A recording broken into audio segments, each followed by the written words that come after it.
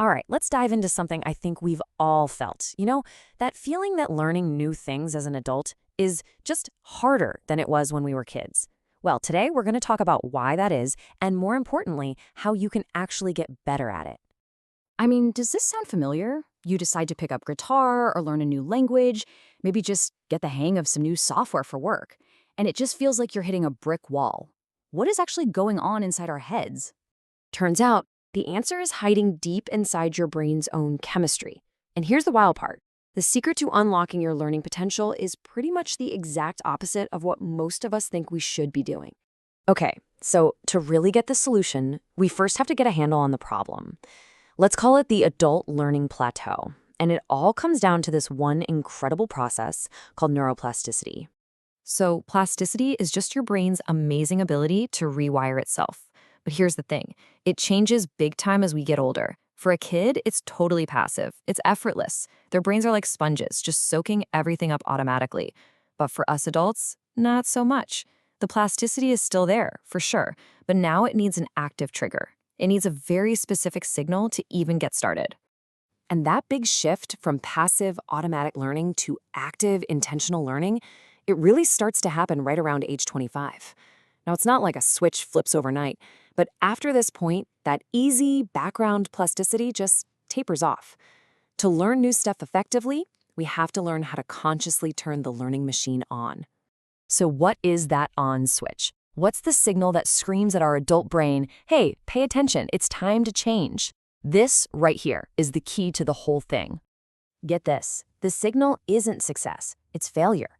The very act of making a mistake is what tells your nervous system, whoa, hold on, this isn't working, we need a new approach stat. Errors aren't just some annoying part of learning, they are literally the trigger for it. This is so important to understand. That feeling of frustration, right? When you just can't get it and you feel that tension, most of us think that means we should quit. But scientifically, that feeling is the signal. It's the physical sensation of your brain gearing up and releasing the exact chemicals it needs to rewire itself. So when you hit that wall of frustration, what's really going on in there? Well, your brain starts mixing a very specific and seriously powerful learning cocktail. Okay, let's break down the recipe. First, you make a mistake. Boom, your brain releases epinephrine, which is basically adrenaline. It jolts you into high alert. Then, as you start to notice what went wrong, you get a shot of acetylcholine, which is like a spotlight, sharpening your focus right on that specific error. And finally, when you start to get it even a little bit closer to right, you get a hit of dopamine. That's the reward chemical that locks in the change. So you've got alertness, focus, and reward. That is the magic combination. Okay, so that's the science. Pretty cool, right? But how do we actually use this? Well, that brings us to a super practical strategy we can all try, the 30-minute error method.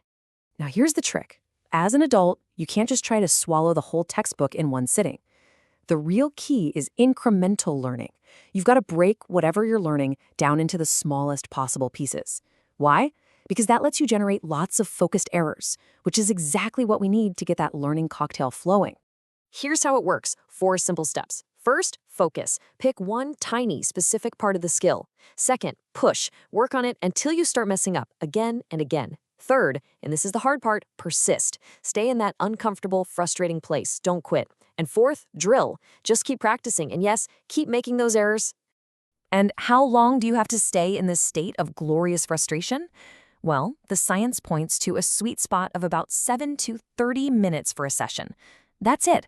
That's all it takes for one of these intense, error-focused sprints to send a loud and clear signal to your brain that it needs to change. Then you can take a break and let your brain do the rewiring in the background.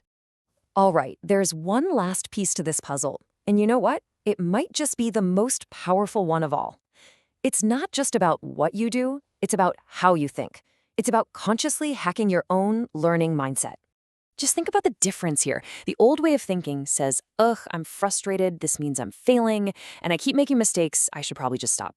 The new science-backed mindset completely flips that script. It says, this frustration, this is the feeling of my brain literally rewiring itself. And these errors, this is the engine that's driving my learning forward. And this is the ultimate life hack.